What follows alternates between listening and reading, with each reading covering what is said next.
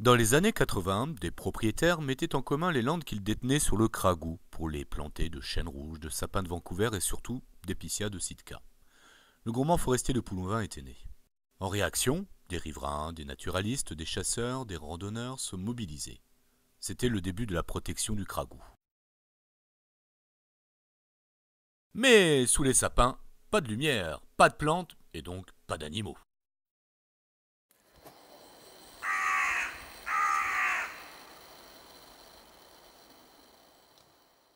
Ah si, j'oubliais, il y a quand même quelques sangliers à traîner par là.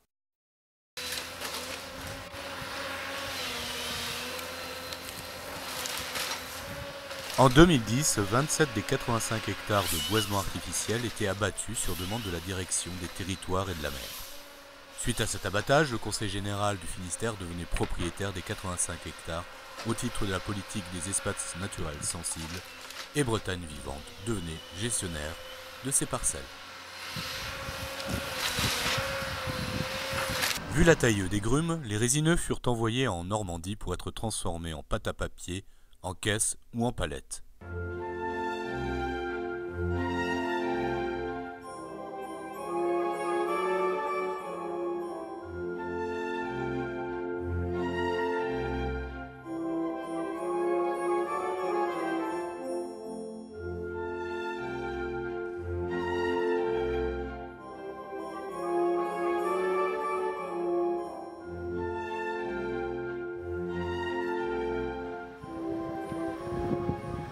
Le 18 novembre 2010, à l'invitation de Bretagne vivante, des universitaires et des techniciens se réunissaient sur le terrain pour élaborer un protocole de réhabilitation de la lande en lieu et place des résineux. L'abattage des 27 hectares de résineux laissait derrière lui un champ de branchages et de houppiers abandonné par la tête abatteuse. Sans compter la couche d'aiguilles accumulées pendant 30 ans qui occultait le sol, limitant la possibilité pour les graines encore contenues dans le sol de pousser. L'idée du protocole fut de racler les branchages, les houppiers et la litière à l'aide d'une pelleteuse, de les entasser en andins sur place entre deux rangs de souches. Pour un rang condamné par un andin, 5 à 6 rangs seraient nettoyés et décapés. Grâce à un marché à bon de commande du Conseil général avec l'entreprise Eurovia, une pelleteuse commençait le travail sur 4 hectares dès 2011.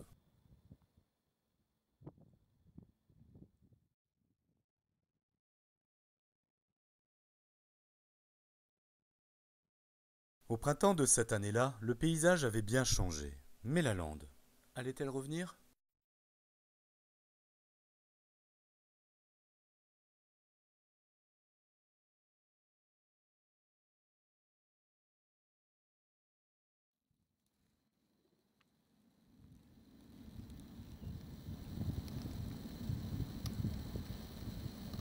Vous savez ce que vous faites là les gars ? Bien sûr, on prépare des carrés de cépage Pourquoi faire ? pour faire revenir un paysage de lande, Et des zones test. les zones test, ça va servir à quoi exactement ? Tu peux m'expliquer peut-être un peu plus précisément ? Alors on dégage tout ce qui reste de l'ancienne plantation de résineux, donc tout ce qui est rémanent. Les rémanents, donc les branches, les restes comme ça. Ouais. Ensuite, sur certains carrés, on va retirer la couche d'aiguille de façon à permettre, on l'espère, à la banque de graines qui est située en dessous, qui était de la lande avant, de revenir. Et donc pourquoi 4 zones ? 4 zones pour différents tests. Une servira de témoin, où on enlève juste les rémanents. Une où on va en plus dégager la couche d'aiguille. Une où, sans dégager la couche d'aiguille, on mettra par-dessus du gouji, donc qui est du broyage de lande. Et une où on va dégager non seulement la couche d'aiguille, mais en plus étaler du gouji pour rapporter des graines en plus de la lande. C'est des zones test qui vont être suivies par un étudiant de BTS, c'est ça ? Suivi par un étudiant en gestion des espaces naturels, une étudiante en première année. Ouais. D'accord. Je te remercie.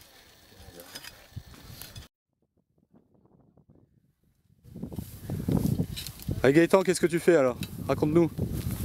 Moi, Ouais. je suis en train de fourcher un foutu de truc de paille. C'est de la paille ou c'est du gouji ? Ouais, c'est les deux. C'est les deux ? Bougie. Du gouji. Et qu'est-ce que tu vas en faire ? Je vais l'étaler sur un sol. D'accord. Tu secoues bien la végétation, hein ? D'accord ?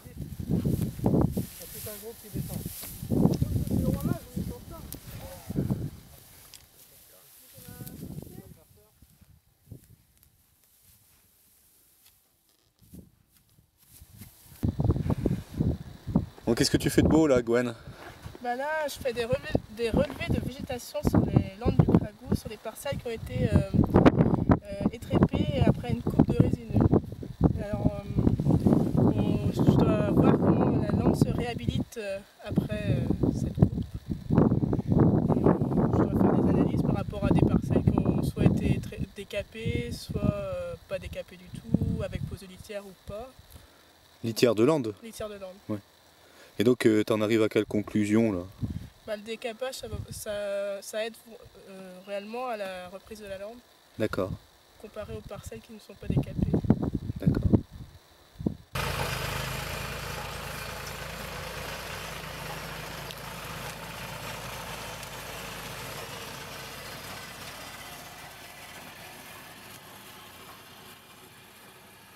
Pour aider la banque de graines déjà contenue dans le sol, de la litière de lande mûre, riche en bruyère, est épandue sur les zones décapées.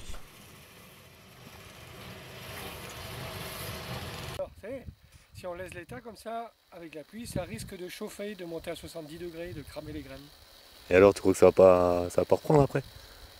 Elle risque d'être stérilisée si ça monte à 70 degrés, à mon avis. Ouais, mais en Angleterre apparemment ils les fument les graines pour qu'elles reprennent mieux. Il les fume, ouais. Ça ne veut pas dire qu'il les chauffe pour autant. Ouais, peut-être. Ouais. Hein, parce qu'à l'intérieur du tas, ça va monter très vite. Donc c'est pour ça qu'il vaut mieux les étaler. Enfin de toute façon il vaut mieux qu'il y en ait un peu plus partout quoi. Ouais. Mais je pense que je vais défaire l'état grossièrement avec le croc. Et derrière je fignolerai un petit peu plus à la fourche. Ouais. Il n'y aura pas d'urgence absolue dans la mesure où un petit paquet ne va pas chauffer de toute façon. Ah. Voilà. Et je pense que assez vite il faudra qu'on envoie des débroussailleuses.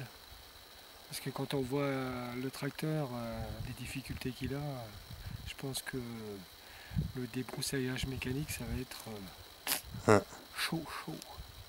Par contre nos débroussailleuses le feront je pense, sans problème. À quatre pattes, nos débroussailleuses à quatre pattes. Ouais. Je me confonds avec la langue. Le gars du coin, quoi. C'est vrai. Bon, tu peux nous expliquer ce que tu fais Guillaume là? Alors là, je cueille des graines parfanées de calune pour pouvoir les ressemer ensuite sur une parcelle qui a été déboisée. Ah, tu peux montrer ce que tu as dans ton sac alors? S'il y en a beaucoup. Donc voilà. Hop. Ouais, pas mal.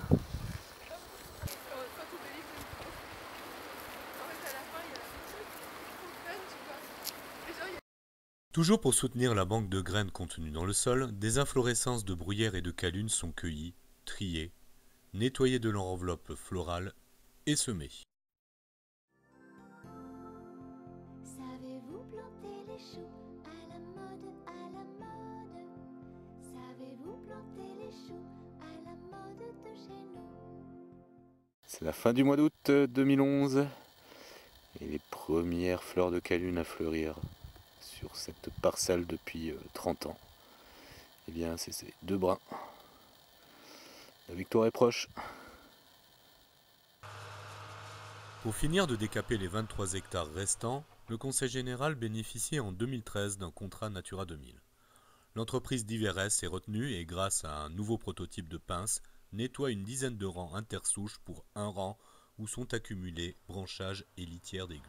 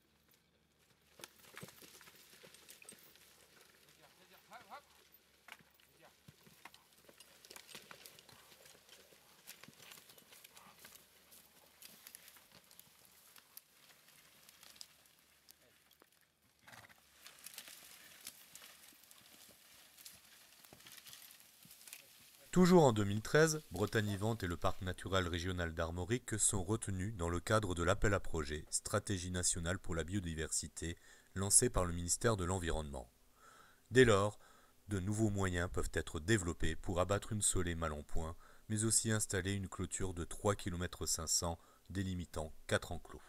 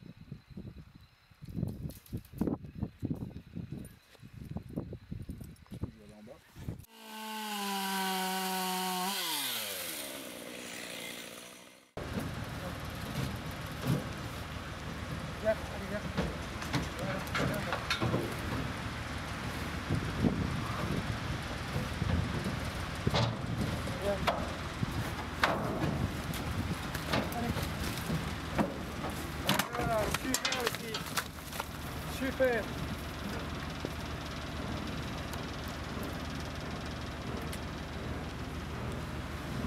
Les premières vaches sur cette parcelle depuis plus de 50 ans là.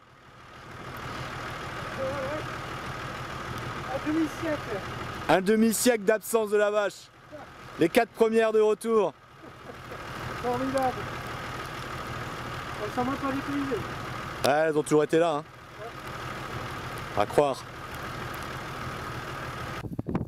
Dès la première année, les mauvaises herbes et les espèces inféodées aux Landes trouvent leur marque et nourrissent les vaches et les poneys.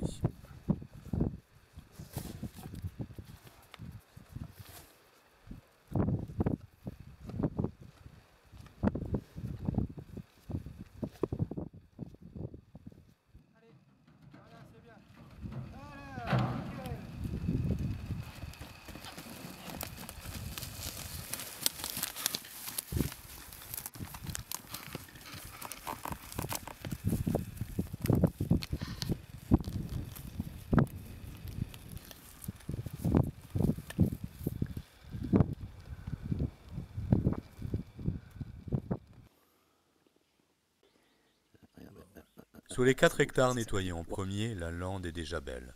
La vie reprend et la biodiversité s'exprime.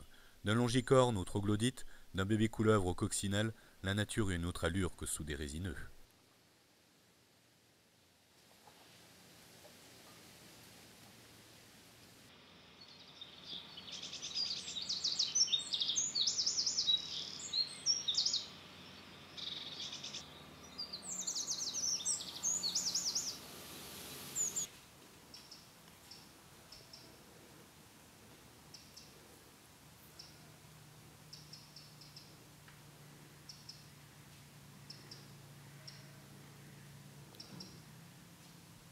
Alors, Calune, heureuse ?